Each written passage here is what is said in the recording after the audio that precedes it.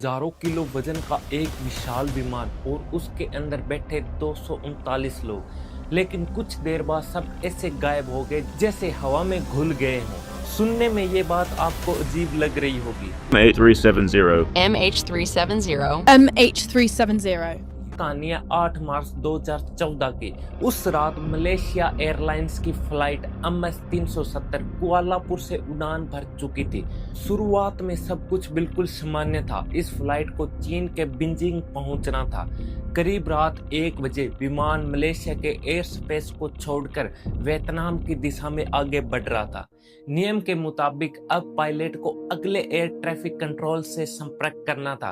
तभी control tower की तरफ से मैसेज आता है, MH370 कनेक्टेड, और कॉकपिट से जवाब मिलता है, गुड नाइट मलेशिया 307।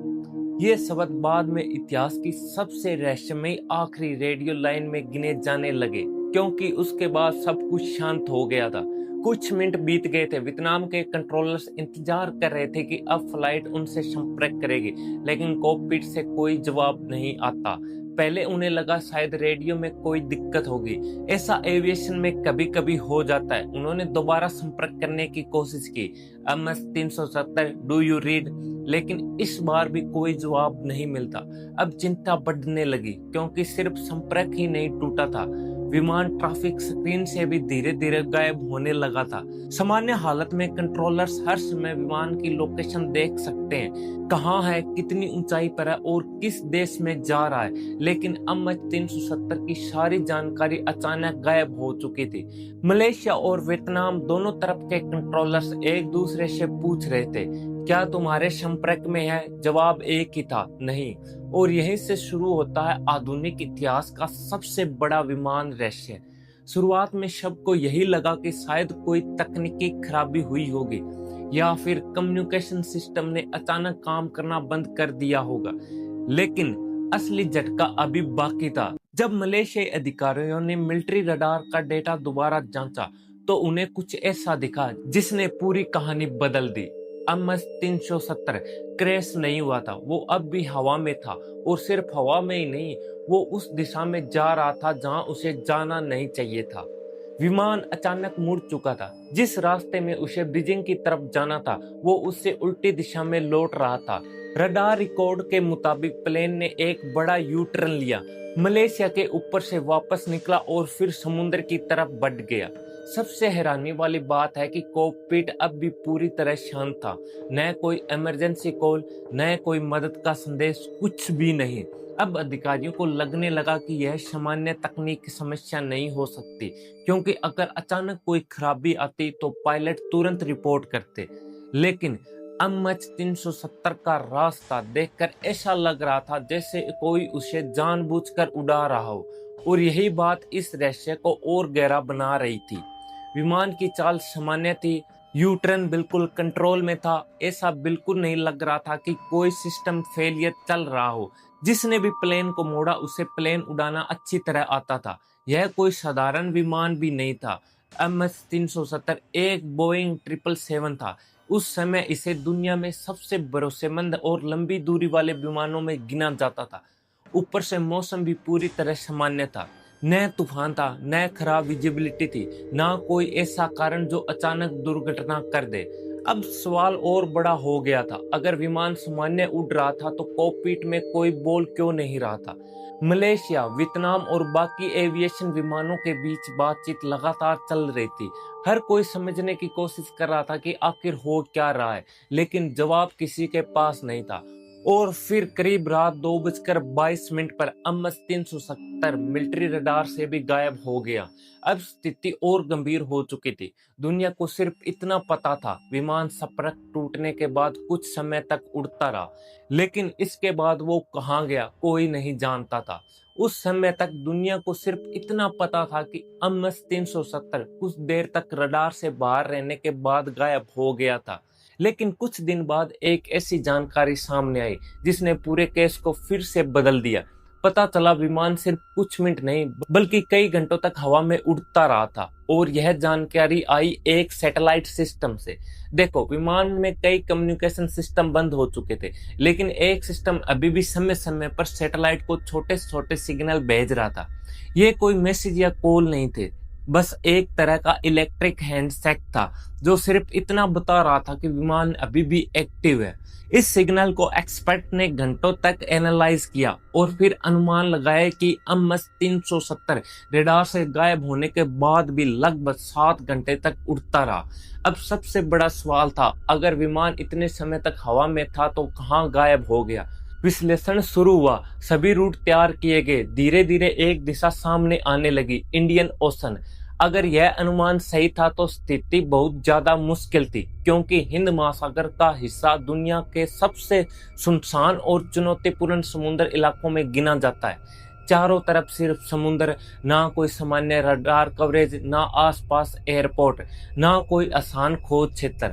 और ऐसे अंधेरे विस्तार में एक बोइंग 77 घंटों तक उड़ता रहा होगा, लेकिन उस समय किसी को इसका अंदाजा नहीं था। जब विमान रडार से गायब हुआ तो शुरुआती दौर यही मान लिया गया कि शायद दुर्घटना हो चुकी है। इसी वजह से सुबह होते ही सर्च ऑपरेशन शुरू कर दिए गए। रेस्क्यू और एविएशन एजेंसियां सक्रिय हो गई, लेकिन यहाँ सबसे बड़ी समस्या यह थी कि किसी को यह नहीं पता था कि खोज कैसे शुरू की जाए। शुरुआत में खोज गलत दिशा से चलती रही, क्योंकि सभी को लगा कि विमान वियतनाम की तरफ कहीं गिर गया होगा। जहाज भेजे गए, एयरक्राफ्ट भेजे गए, समुद्री इलाके को स्कैन किया गया, लेकिन कुछ नहीं मिला। फिर जब रडार और सैटेलाइट डेटा दोबारा देखा गया, तब समझ आया कि विमान तो बिल्कुल दूसरी दिशा में गया था। और उसी पल इतिहास का सबसे बड़ा एविएशन सर्च ऑपरेशन शुरू हुआ। इसके बाद खोज का पूरा फोकस बदल दिया गया। अब सर्च टीमों को समझ आ चुका था कि उन्हें पहले वाली दिशा नहीं बल्कि हिंद महासागर के विशाल इलाके में तलाश करनी होगी। और यहीं से शुरू होता आधुनिक इतिहास का सबसे बड़ा एविएशन सर्च ऑपरेशन। इस मिशन में सिर्फ एक देश नहीं बल्कि कई देश शामिल हुए। मलेशिया, चीन, ऑस्ट्रेलिया, अमेरिका और कई अंतर्राष्ट्रीय एजेंसियां। शुरुआती दिनों में दर्जनों जहाज इस मिशन में लगा दिए गए। अमेरिका ने लंबी दूरी वाली निगरानी विमानें भेजी, चीन ने अपने समुद्री संसाधन लगाए, जबकि बाद में ऑस्ट्रेलिया पूरे अंडर वाटर सर्च मिशन का मुख्य केंद्र बन गया। सैटेलाइट तस्वीरों के जरिए समुद्र के विशाल हिस्से की लगातार निगरानी शुरू हुई। लाखों एक्वायर किलोमीटर एरिया को स्कैन किया गया, लेकिन समुद्र कोई खुला मैदान नहीं होता। ऊपर से देखने पर सब एक जैसा दिखता है, इसलिए जल्द ही खोज समुद्र के नीचे तक पहुंच गई। अब इस्तेमाल होने लगे deep sea sonar system, high resolution seabed mapping और रोबोटिक अंडर वाटर व्हीकल्स। ये मशीनें समुद्र की गहराई में जाकर नीचे का नक्शा तैयार कर रही थी। उद्देश्य साफ था, अगर विमान का कोई हिस्सा नीचे मौजूद था तो उसे ढूंढा जाए। इतनी बड़ी खोज के बावजूद कोई ठोस नतीजा सामने नहीं आ रहा था। ऊपर से मौसम भी लगातार परेशानी बढ़ा रहा था। तेज हवाएं, ऊंची लहरें और लगातार बदलते समुद्री हालात। कई बार सर्च मिशन को रोकना पड़ा, कई बार शुरू से दोबारा करना पड़ता। महीनों गुजर गए लेकिन हाथ कुछ नहीं लगा। फिर कुछ समय बाद कुछ अंडर वाटर सिग्नल रिसीव किए गए। कुछ लोगों को लगा शायद ब्लैक बॉक्स के संकेत मिल गए। मीडिया में खबरें चलने लगी, क्या MS 370 मिल गया। उम्मीद फिर से जगने लगी, लेकिन जांच आगे बढ़ी तो पता चला ये संकेत भरोसेमंद नहीं थे। एक बार फिर सर्च वापस वहीं आ गई जहां से शुरू हुई थी। दिन बीते, हफ्ते बीते, महीने गुजर गए, लेकिन विमान का कोई साफ सुराग नहीं मिला। धीरे धीरे दुनिया को महसूस होने लगा शायद यह रहस्य इतना आसान नहीं है। और सबसे कठिन समय उस परिवार का था जो अब भी इंतजार कर रहे थे। उन्हें नहीं पता था उनके अपने लोगों के साथ आखिर क्या हुआ। समय बीतता गया, लेकिन जवाब अब भी किसी के पास नहीं था। ऐसे में जांच धीरे धीरे एक नई दिशा में जाने लगी। अब ध्यान विमान से ज्यादा कॉकपिट पर केंद्रित हो गया और सबसे ज्यादा चर्चा जिस नाम की होने लगी वो थे कैप्टन जाहिर अहमद शाह। वो कोई नए या कम अनुभव वाले पायलट नहीं थे। उनके पास था लगभग 18,000 घंटे से ज्यादा का फ्लाइट अनुभव। एविएशन दुनिया में उन्हें एक अनुभवी, शांत और बेहद सक्षम पायलट माना जाता था। वो लंबे समय तक बोइंग 777 उड़ा रहे थे। इसी वजह से शुरुआत में बहुत लोगों को यह मानना मुश्किल लगा कि शक उनकी तरफ जा सकता है, लेकिन फिर जांच के दौरान एक चीज सामने आई जिसने लोगों का ध्यान खींच लिया। उनके घर में एक होम फ्लाइंग सिमुलेशन मौजूद था। अब सामान्य तौर पर इसमें कुछ अजीब नहीं था।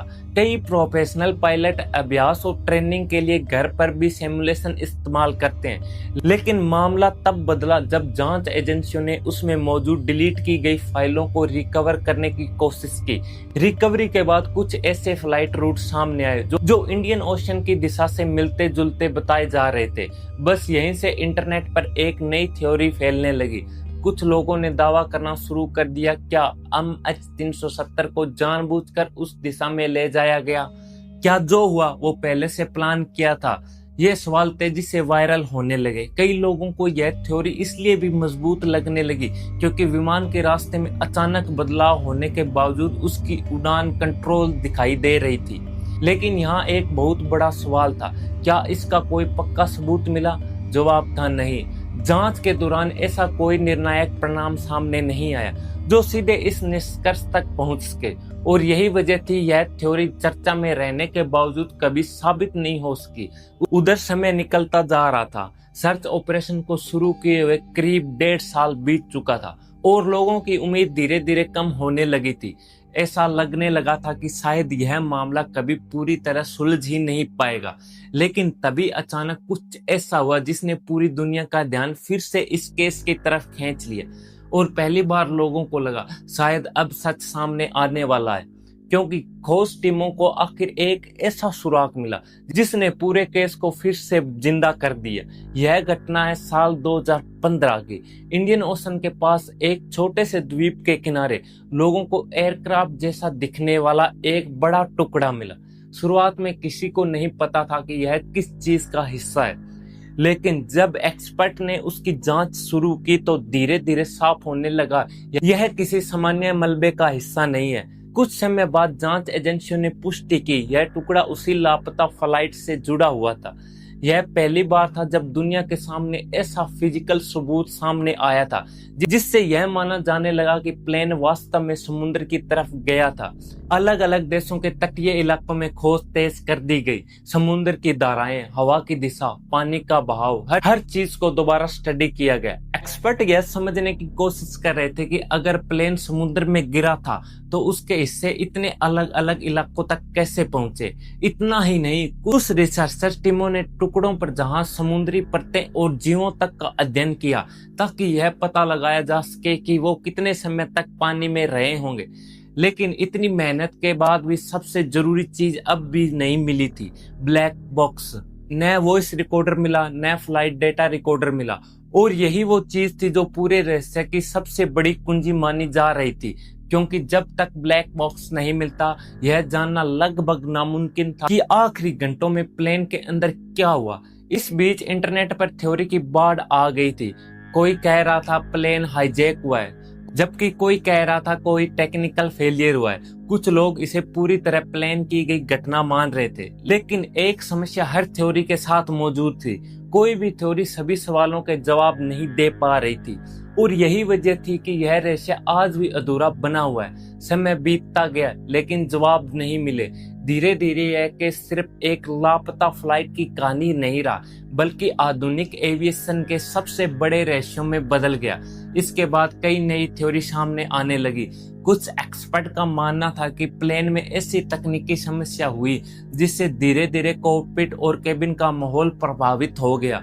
इस थ्योरी के अनुसार संभव है कि कुछ समय बाद प्लेन ऑटो पायलट पर चल रहा हो और आखिर में ईंधन खत्म होते तक उड़ रहा हो। यह थ्योरी इसलिए चर्चा में आई क्योंकि पहले भी एविएशन इतिहास में कुछ घटनाओं में ऐसी परिस्थितियां देखी जा चुकी थी।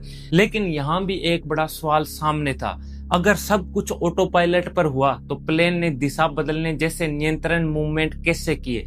इस सवाल का कोई पक्का जवाब नहीं था। दूसरी तरफ कुछ लोग अब भी मान रहे थे कि इसके पीछे इंसानों का हाथ था, जबकि कुछ लोग इसे तकनीकी घटना मान रहे थे। लेकिन वर्षों की जांच, करोड़ों का खर्च और दुनिया की सबसे एडवांस सर्च टेक्नोलॉजी इस्तेमाल होने के बाद भी कोई अंतिम निष्कर्ष सामने नहीं आया। समुद्र के लाखों वर्ग इलाके को तलाश किया गया, कई देशों ने मिलकर ऑपरेशन चलाए, फिर भी आखिर सच्चाई आज तक सामने नहीं आ सकी। आज इतने साल बीत जाने के बाद भी यह सवाल अब भी वैसा ही खड़ा है। उस रात आखिर क्या हुआ? क्या प्लेन किसी तकनीकी वजह से रास्ता भटक गया? क्या किसी ने जानबूझकर दिशा बदली? या फिर कोई ऐसी चीज हुई जिसके बारे में दुनिया आज तक नहीं जान पाई? शायद जवाब अभी भी कहीं इंडियन ओशन की गहराइयों में छुपा हुआ है। और शायद यही वजह है कि MH370 आज भी दुनिया के सबसे रहस्यमयी मामलों में गिना जाता है।